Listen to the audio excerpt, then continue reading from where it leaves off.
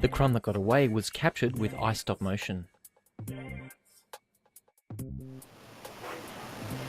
Hi, I'm Justin Clayton, creator of The One That Got Away, The Bun That Got Away, and now The Crumb That Got Away. You may detect a pattern here. I'd like to show you a little bit about how I made The Crumb That Got Away. I sure don't want to spoil any surprises, so if you haven't seen it yet, head over to coolfusion.com.au/crumb and check it out. It's magic time! What makes this different from the other two I made is that I made multiple heads for the main character, Jacob. One practical reason for this was that I couldn't get any more of the clay in the same colour as the original head, plus the original head was starting to look a little funky. So I decided to make a mould of the head, and to do this I used latex. First, I sliced the head in half, and given that this was the original head, it was a little nerve-wracking. I brushed the latex on one layer at a time, allowing it to dry anywhere between 15 minutes and half an hour, depending on the coat. The tip here is to make the first coat as smooth as possible, and don't try and accelerate the drying with sunlight or a hot air gun. You can use the hot air gun later, but resist the temptation for the first few coats.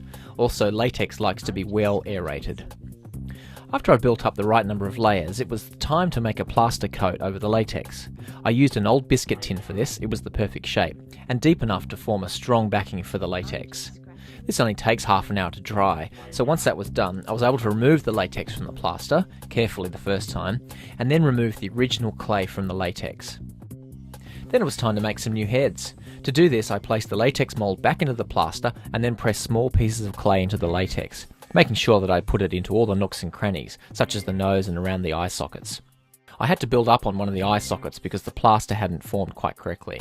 Once this was done, I simply removed the clay and then pressed the two halves together. There's some smoothing to be done at this point and some further modelling like adding nostrils and so forth, but with this method we're starting with the same amount of clay and the features are in the same position, so the heads are bound to look at least similar. Of course, there was no point going to all this trouble unless I made each head a little distinctive, so I got to work creating different mouth shapes and so forth. Then I used some thick armature wire as necks so that I could just pop the heads into the model, which had a balsa torso with a hole in it. For the shot where Jacob peeks under the table, I used a bar of balsa as a reference rather than actually covering him, which would have made animating him difficult. I animated him grabbing the bar as he pops up, and later drew the table and surrounds over this setup, flipping it upside down for the final shot. There were 3 sets of tweezers in Crumb, a tiny pair I made from armature wire, a real pair, and a silver painted balsa pair. I tried to match the shapes on the last 2 as closely as possible. The sheen on the balsa pair isn't as good as the real pair, but hopefully the audience is watching the ant getting squeezed at this point. I used helping hands, as they're called, to help me position and animate Jacob's hand as he holds the real tweezers.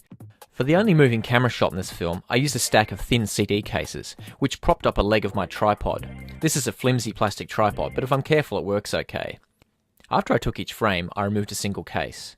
I made sure that the front 2 legs were fixed in place with blue tack. Finally, for the big getaway scene, most of you will have worked out that it's simply a turntable providing the motion here. The shops are balsa wood partitions arranged in such a way that the thing doesn't look too Hanna-Barbera. I used an Arduino microcontroller board to drive the various LEDs that light the set. Initially I'd used thick armature wire to suspend the lights, but this was incredibly flimsy. So, good old balsa to the rescue again. Using dressmaker's pins as nails, I made a frame that supported everything nicely. Here it is in action. But hang on, this is stop motion. How did I manage to capture the background moving as well as animating the ants? And why is the turntable spinning in the opposite direction than it did in the movie? Go to coolfusion.com.au/crumb to find out more.